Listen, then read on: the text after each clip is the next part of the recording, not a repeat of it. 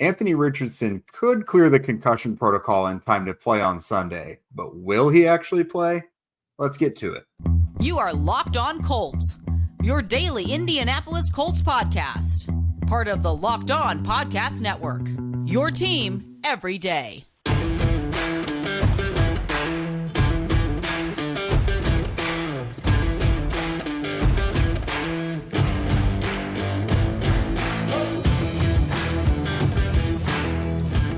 What up, what up? Thanks for tuning in and making us your first listen of the day. This is your daily podcast covering your Indianapolis Colts, part of the Locked On Podcast Network, your team every day. And today's episode is brought to you by PrizePicks, which is the easiest and most exciting way to play daily fantasy sports. Go to prizepicks.com/LockedOnNFL and use code all lowercase LockedOnNFL for a first deposit match up to $100. Hello, everybody. I am Jake Arthur, and he is Zach Hicks. You know the two of us from horseshoehuddle.com. I am, of course, the resident credentialed media member of the site, and Zach is just in his element, like a hog in slop, just loving all this film study that he's bringing to you guys. Was that a good one today? Hog and slop. Okay, I like it. Okay, perfect. I mean, I was in the trenches all day today. I was looking at offensive line stuff for something that's going to be coming out here on Wednesday. And then I did a whole film room on Grover Stewart, which I know you guys were a fan of, because who isn't a fan of Grover Stewart Grover Stewart film? I mean, Shane Steichen, we're going to get to here in a second, went out of his way to shout out Grover Stewart because, Grover Stewart's that great. So, that's over on horseshoehuddle.com right now. Yeah, read all of Zach's stuff. You're going to be smarter from reading his film studies because you can see it with your eyes, but when he puts it in a certain way, you see why things happen the way they do. So anyways, on today's show, the Colts made some roster moves on Tuesday. We'll get to those, the impact that they might have on the roster as a whole. And then we'll look at some things that, Shane Steichen and the coordinators have said since the game happened on Sunday that really kind of resonated with us.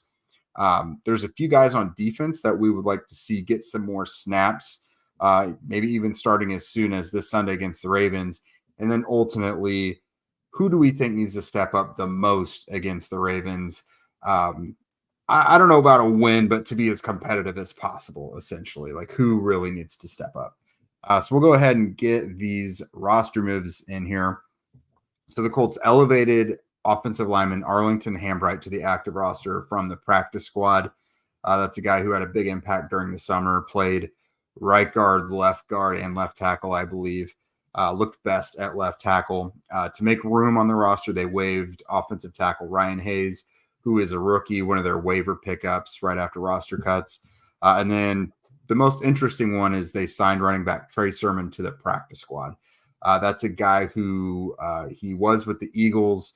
We saw plenty of him when the Colts played the Eagles in the preseason, and he actually got off to a hot start in that game. And I believe the commentary in that was the Colts might want to keep an eye on this guy early in the game, and then ultimately they liked what they saw from that. So he is now on. He's pretty interesting because he actually could factor into the active roster. He's a veteran in his career, a couple years. He has started 2 of 11 games. He's been with the 49ers and Eagles. Has 46 touches in his career for 212 yards and a touchdown. So he has been out there. He could be useful. Special teams basically could replace the Jake Funk, element in the backfield, which there really wasn't much of anyone besides Zach Moss on Sunday. So gives you some proven depth back there. Yeah, I think you have to say the elephant in the room. He could replace Deion Jackson on the roster because that's possible. After week 1 where Deion Jackson played a ton of snaps, absolutely zero. None snaps. He was just not out there. I think he's kind of in the doghouse right now, which rightfully so. I mean, when you average under 1 yard per carry and have 2 fumbles in your one start, I mean, you're going to be in the doghouse a little bit. But no, Trey Sermon, former 3rd-round pick out of Ohio State, was with the Eagles last year, with Shane Steichen last year. I think he was their 3rd or 4th running back in that rotation. Did a couple good things on the year. So he knows the offense. He knows what he's doing. He just has to stay healthy, and he's going to fit in pretty well. So I would expect him to be a call up to the main roster here in the next couple weeks. He might even get one of the practice squad elevation things this next Sunday. Yeah, because in terms of, I don't know whether it's more special teams they're looking for or just contributions and they need another in runner. the backfield. They need another runner because They Zach Moss played definitely do. 98% of the snaps this past week. Yeah. They need someone else they can actually put in the backfield. Yeah, so I don't know. They're going to start burning through the 3 allowed practice squad elevations they're getting with some of these guys. So I'm curious to see how much of it is for special teams. But beyond that, Shane Steichen and the coordinators have kind of said some interesting things about some of these guys in the positive aftermath, I guess, of the Colts' first win of the season. So right now, I guess the biggest thing on everyone's mind is Anthony Richardson is in the concussion protocol, but will he play on Sunday? It's certainly possible for him to clear the concussion protocol and get out there. But he's a quarterback. He's a rookie quarterback where you're looking towards his future. He's gotten banged up now in each of his first 2 games. So regardless of if he clears it, should he? Like, he's not going to get an entire slate of practice reps that he normally would. So is it worth throwing him out there? And then so Shane Steichen was asked about it. So he responded, we're going to work through those things and we'll talk through those tonight, which was Monday. I don't have a definitive answer for you guys right now, but we'll work through those things. And then he was kind of pressed again about how much time does he need. He said, like I said, we'll work through those things. I don't have a definitive answer. So not much there. He super honest. Yeah. He didn't come out and say, if he's healthy, he'll play, which they would with a lot of other people. But he was asked again about Drew Ogletree, because Drew Ogletree was in the concussion protocol last week. He cleared it in time for the game, but did not play.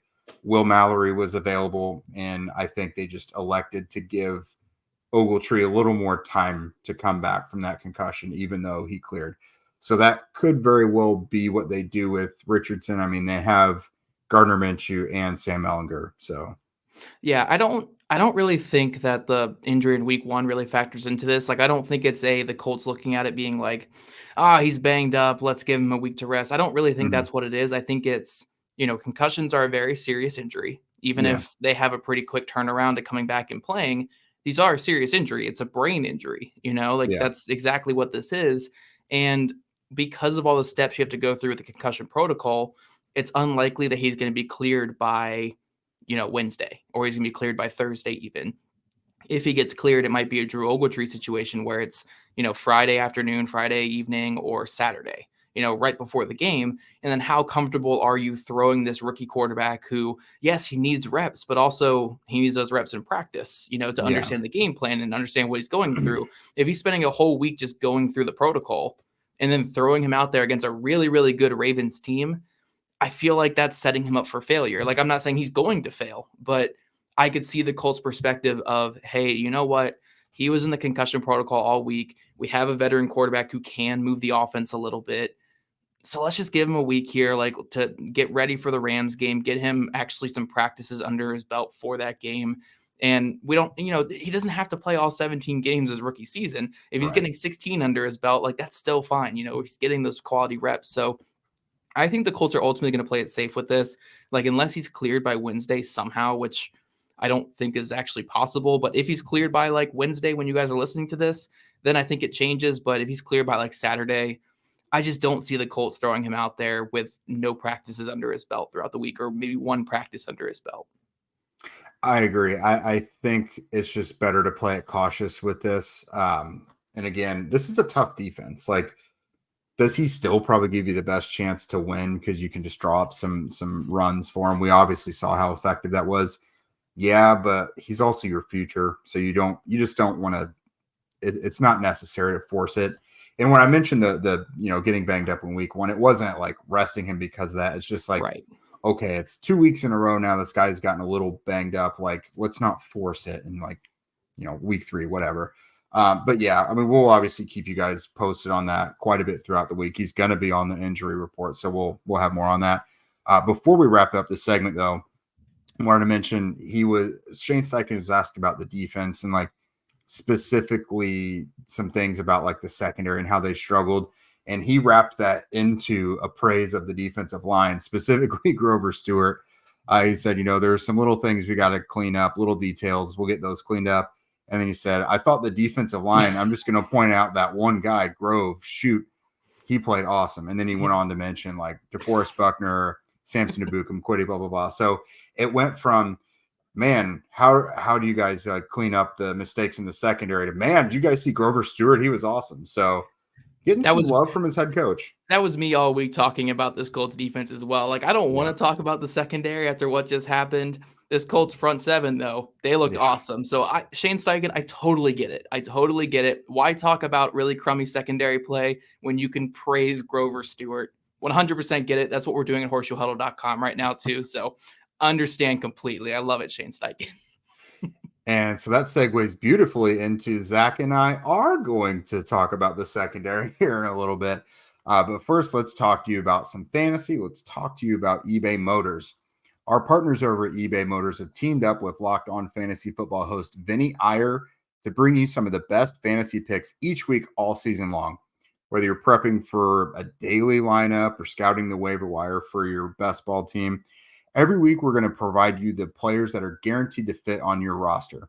So let's see who Vinny has picked out for us on this week's eBay Guaranteed Fit Fantasy Picks of the Week. And it's Kismet, because right here he's got someone the Colts are going to be facing. It's Ravens rookie wide receiver Zay Flowers, who had a fine debut in week 1 before a modest week 2, but he had a huge catch from Lamar Jackson in that week 2 game. So the guy has shown a lot of flashes. If you've been impressed by Josh Downs, Zay Flowers has basically been that on steroids so far. But Flowers is going to go into full bloom, Iyer says, while cruising to a big game on a weak Colts secondary at home in week 3. Flowers will be schemed open, as well as Baltimore's new look passing game continues to find more life with Lamar Jackson. Also, remember, Odell Beckham Jr. banged up, probably going to bump Flowers up in the targets as well. So Vinny from Locked On Fantasy is going to help you guys win your fantasy championship, and eBay Motors knows a championship team is about each player being a perfect fit. It's the same with your vehicle. With over 122 million parts for your number one ride or die, you can make sure your ride stays running smoothly. Brake kits, LED headlights, roof rack, bumpers, whatever your baby needs, eBay Motors has it. And with eBay Guaranteed Fit, it's guaranteed to fit your ride the first time, every time, or your money back. Plus, at these prices, you're burning rubber, not cash. Keep your ride or die alive at ebay.com/motors. eBay Guaranteed Fit, only available to U.S. customers. Eligible items only. Exclusions apply. And Everydayers, we'll be back tomorrow with Crossover Thursday. We're talking with Kevin from Locked On Ravens to get the lowdown on this matchup with the Baltimore Ravens. Do the Colts have a chance? Maybe. We'll see. We'll see if I roll over in this crossover as well, like you guys said last time. So it'll be a fun one with a conversation with Kevin from Locked On Ravens. All right, Jake, getting into this next segment, we're going to talk about some Colts defensive backs that just need to have some playing time because these current guys are just not having a great go of it right now. Again, I don't want to make this show all about just bashing players over and over again. So I'm not going to bring up the starters that are struggling right now because I feel like we've done enough the last 2 shows talking about those guys. They just haven't been doing good enough right now. Mm-hmm. So they need to consider a replacement or just getting some rotational guys in there. And obviously they have the players that are capable of playing right now. JuJu Brents, you're going to give us a quote from Gus Bradley here in a second on why he hasn't been playing yet, but he's coming up. He's eventually going to get there. Jaylon Jones, obviously we've heard a lot of really good things about Jaylon Jones, and then Nick Cross as well. So I think these are 3 guys that at least need to be rotated in a little bit more on defense. We know Gus Bradley's a little bit stubborn early in the season when it comes to his rotations, but with the struggles in the secondary right now, I think it's time to get these guys going. I mean, again, I know you're going to give us a good quote on JuJu Brents and why he hasn't been playing yet, but the other 2 guys, Jaylon Jones, Nick Cross, like, it's just time getting him out there, man. It's time getting those 2 guys out there because it can't be much worse than what we're seeing right now. And at least these 2 guys are going to be playing at 100 miles per hour. They're going to be giving that effort. They're going to be giving that tenacity, that aggression that we're just not seeing right now in the 4 starters. 4 aside from Kenny Moore, the 4 guys we're seeing out there. So I think it's time to get these guys out there. Yeah, and you read my mind about Gus Bradley because it was roughly around this time or about a week later last year where the cries for Isaiah Rodgers over Brandon Faison hit a fever pitch, and we finally saw it. Like, he was willing to adjust things a little bit. So JuJu Brents, there's been a lot of speculation from fans kind of about like, he's a healthy scratch. What's the deal? There is no deal. There is no problem. It's just he missed all of the on-field stuff during the offseason while he was recovering from his wrist surgery. And then during the summer, he missed like the first 2 or so weeks with a hamstring. So he's a second-round pick, yes, but the guy has barely practiced. So he's got like, I don't know, a dozen or so practices under his belt finally. He just needs to get up to speed because in this defense with Gus Bradley and Ron Miles as the defensive backs coach, like, you're not going to play unless they're comfortable with you being out there yet. And it's not a problem they're not comfortable with him yet because, again, he's a rookie who has not practiced. Like Jaylon Jones, for example, I can't remember any time he's missed. He's been out there all spring, all summer. So there's no ominous thing. It's just the guy needs more practice reps. So Gus Bradley kind of dove in on that a little bit on Tuesday.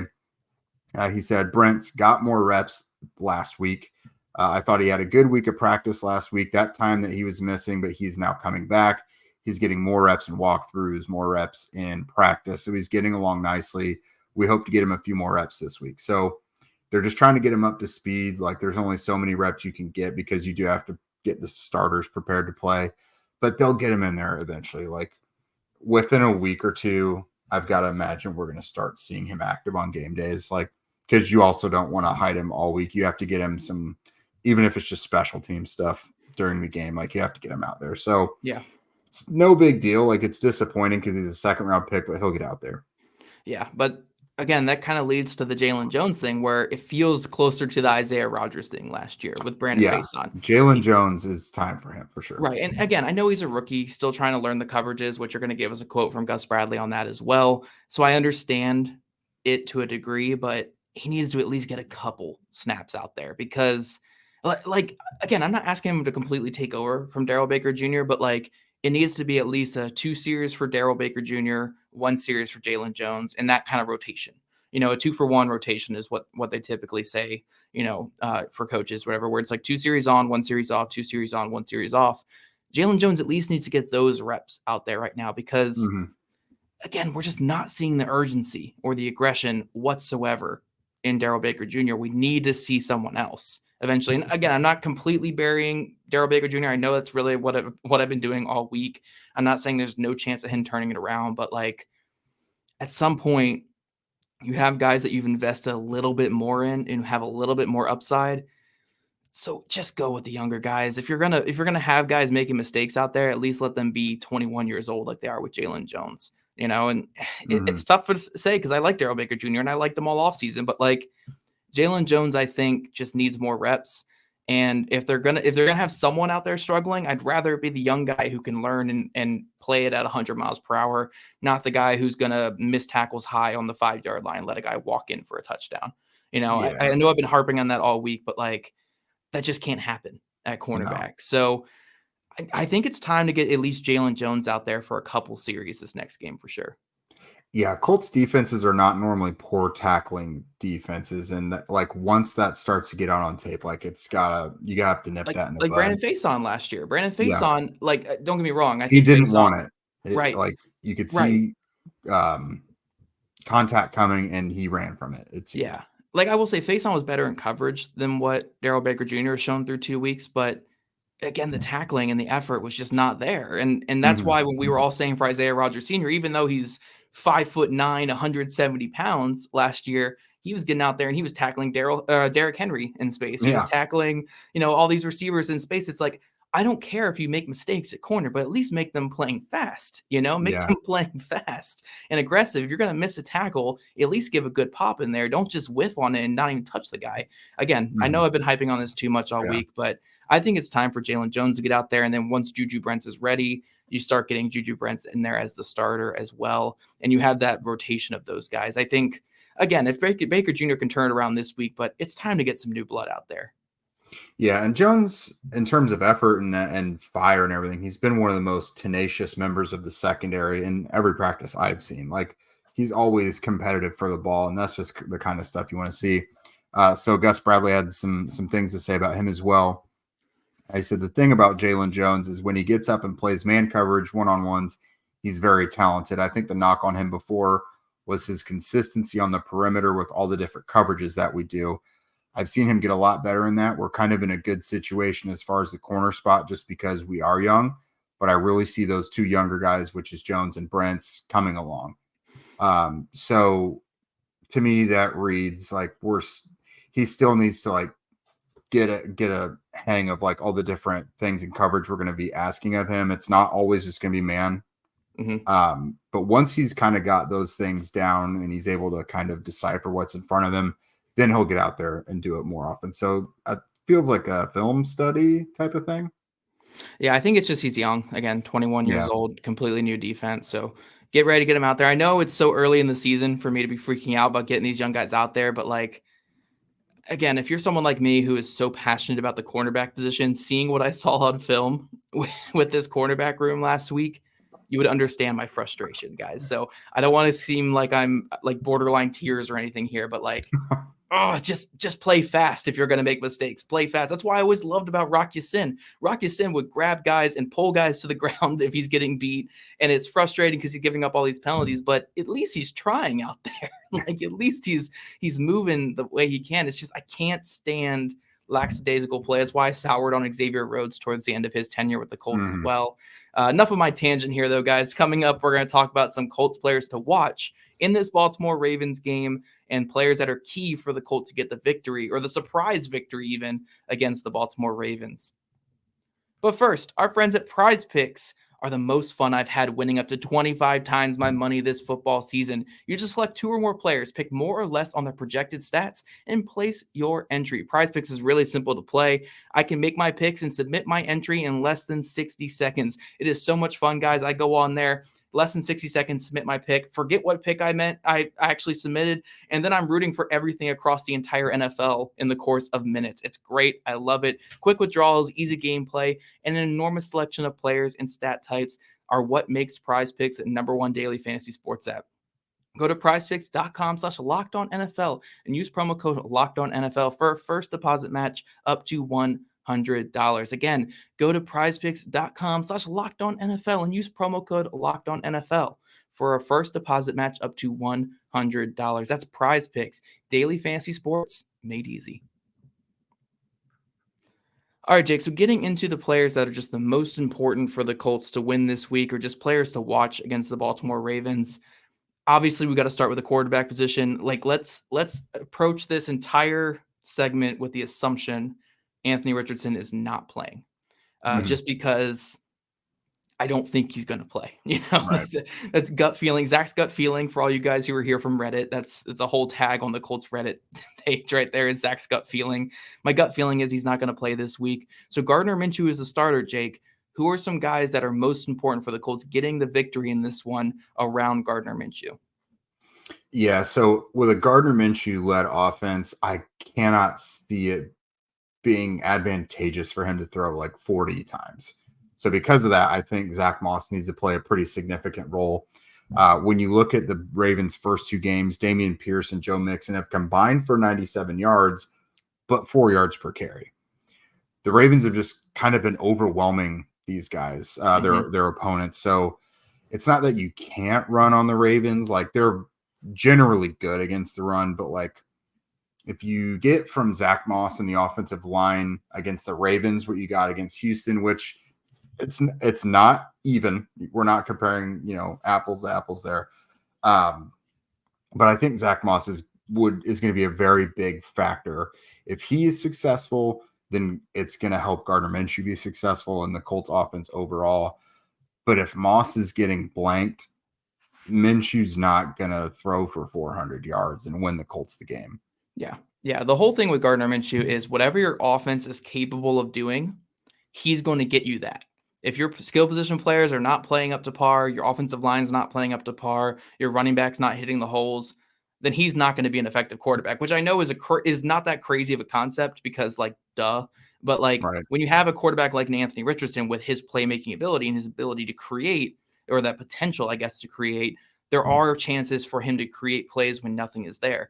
Gardner Minshew, that's not what you're going to get. He's going to create the plays that are in front of him. He's not going to do much like creativity or background kind of stuff. He's going to, or playground type of stuff. He's going to do the Gardner Minshew thing, which is distribute the ball and let the offense flow. So you need a running game where, yes, Zach Moss doesn't have to run for 200 yards in this game, but he needs to be what he was last week, where first down, I'm getting this into a 2nd and 6. Second down, I'm getting this into a 3rd and 2, 3rd and 3. So third down, Gardner Minshew can come out and he could do his Gardner Minshew thing and throw the ball under 5 yards and get that first down. That's what Gardner Minshew needs. So yeah, I think Zach Moss is a really important player. And on top of that, you mentioned the Colts offensive line. I think they're massive this week because this Ravens defense is so creative with how they draw up pressure and how they attack offensive lines that this Colts offensive line needs to be on the same level of play that they were last week. Last week, barely challenged by the Houston Texans, made everything look easy, and were really just punishing the Texans for being a bad defense.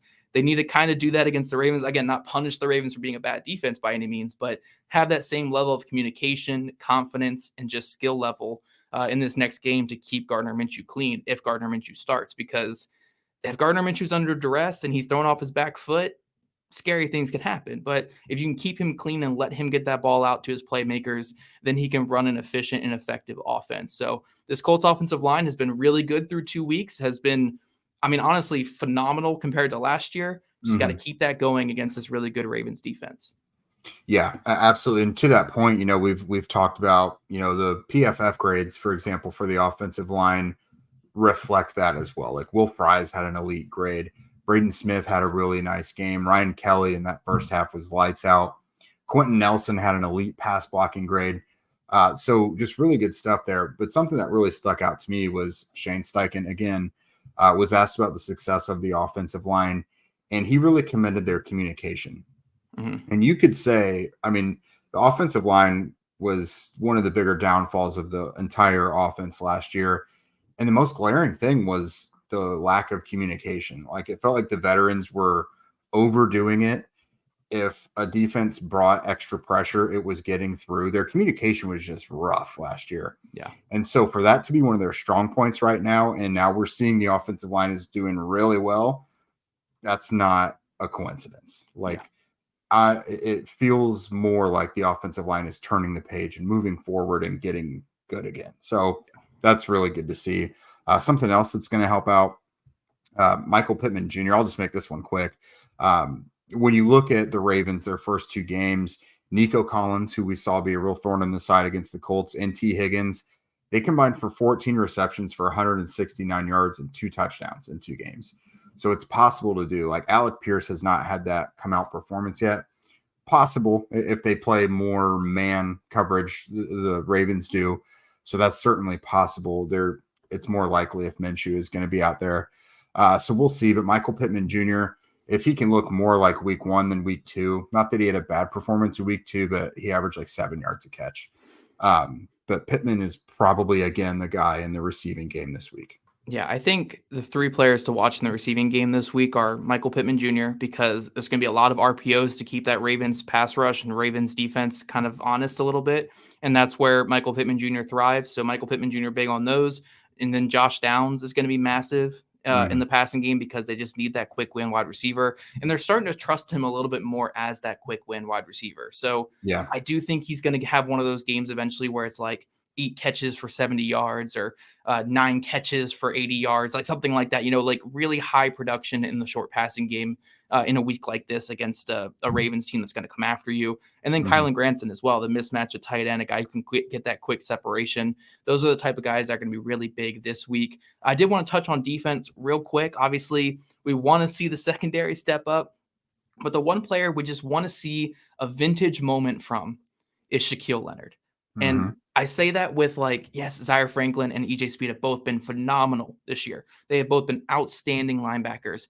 We just need that Shaquille Leonard moment. I think Shaquille Leonard's been fine this year. I don't think it's been anything special so far. I know he's still working back from injury, but we need that turnover. We need the punch out. We need the interception, whatever it's going to be. We need a vintage Shaquille Leonard moment this weekend just to say, okay, here we go. Now we have 3 really good linebackers because Leonard is kind of in 3rd place among those 3 right now, which isn't a bad thing because the other 2 are playing so well. But I need him to have that Shaquille Leonard moment to feel like he's fully back. That's exactly right. Again, EJ Speed and Zaire Franklin, they've kind of earned us thinking, giving them the benefit of the doubt and that they're going to play at a high level. But this is an attack. I mean, Lamar Jackson's been lights out as a passer, but we just know what he can do as a runner. And that hasn't been unlocked much yet so far. I mean, he's only got, a handful of designed runs so far. Mm-hmm. We know that is obviously something they can do. I mean, Lamar and the Ravens have beaten the Colts a couple times in recent memory, especially with second half stuff, just kind of going back to what Lamar does best. And so I think a vintage Shaquille Leonard performance, he doesn't even have to have 10, 12, whatever tackles. Just like you're saying, that punch out could be critical. It could come at the most important time. That interception that just magically appears in his chest out of nowhere, like they need him out there performing at a high level and just kind of turning that magic. But another guy I'll add to it, Rodney Thomas. It hasn't been the super strong start, but he led the team in interceptions last year. I just keep picturing, that bomb to Zay Flowers, the downfield passing game from Lamar Jackson. He throws a beautiful, accurate deep ball. And as the deep safety, I think Rodney Thomas could really help them out, making life difficult there. And, making Jackson pay, even if it's just something as easy as picking off a tipped pass or something, which he did a couple times last year, kind of along the same lines of Shaquille Leonard. It hasn't been a banner year yet, but he's capable of creating those turnovers. And especially for him, it's usually on downfield passes. Yeah. So make Lamar Jackson pay. That's what I'm looking for. Yep. If you guys are big fans of our show, please follow us at Locked On Colts, at Jake Arthur NFL, and at Zach Hicks 2 on Twitter. Again, every day, as we back here tomorrow to talk Crossover Thursday with Kevin from Locked On Ravens. Also, subscribe to us over here on YouTube, wherever you listen to your guys' podcast. We love your guys' ratings, reviews, and we'll see you guys again bright and early tomorrow morning talking Locked On Crossover.